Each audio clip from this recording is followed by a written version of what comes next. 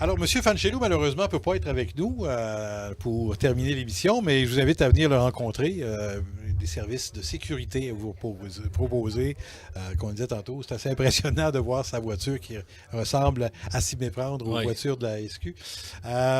Écoute, on a donc les dernières minutes. On n'a pas de collaborateur de la semaine, bien sûr. On n'avait pas prévu d'avoir de l'espace pour ça. On va simplement vous inviter à venir au salon. Je vous rappelle que l'entrée est gratuite, qu'il y a 500 $ de crédit voyage à gagner, entre autres.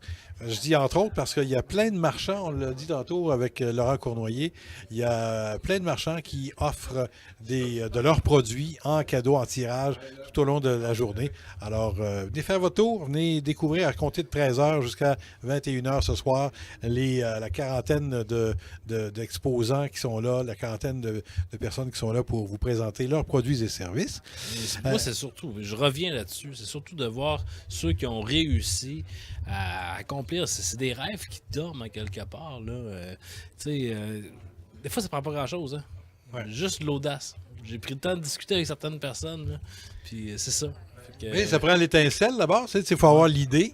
Un coup d'avoir l'idée, il faut avoir le guts d'aller de l'avant puis de faire le pas. Et si vous êtes encore hésitant ou si vous avez des projets dans ce sens-là, même si vous n'en avez pas, là, vous allez découvrir ici toute la dynamique des gens qui osent entreprendre. Tu sais, il y a le principe de mentorat. Je veux dire, ici, des fois, là, un mentor, c'est pas nécessairement quelqu'un qui va te prendre par la main tout le temps. Là. Des fois, c'est juste une source d'inspiration. Ici, là, des sources d'inspiration, là, il y en a à chaque kiosque. Écoute, on va prendre quelques minutes parce que d'habituellement, en ouverture, on prend le temps de donner des coups de chapeau puis de parler de... Tout juste avant d'arriver au salon, tu es allé sur un site assez particulier.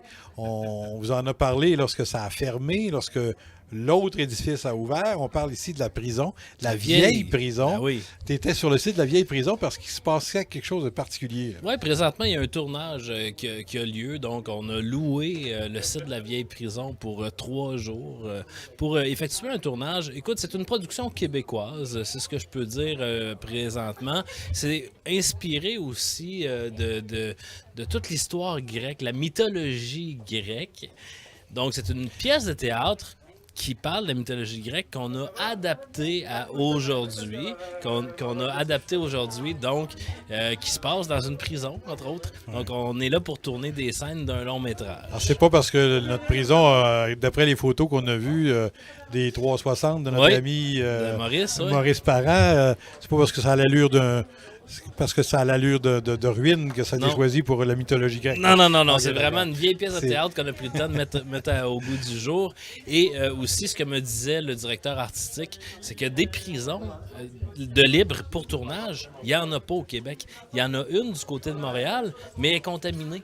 Il y a de l'amiante, il y a des... donc, on ne peut pas l'utiliser pour tourner. Donc, celle du côté de Sorel, la vieille prison, était devenue un choix qui s'imposait à ces gens-là. Et c'est peut-être un débouché.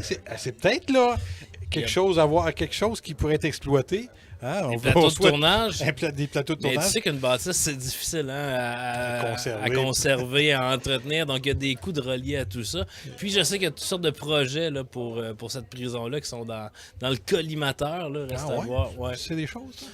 Oui, en fait, il y a une usine qui pourrait s'installer là, une usine de production de produits. De quelque chose qui pourrait s'installer là. Il ne nous dira pas quoi. Non, évidemment. Il ne va pas dévoiler ses sources. Je vous sortirai le scoop quand ça sera dans le ciment. On l'invitera, on a des choses à dire. Ben oui.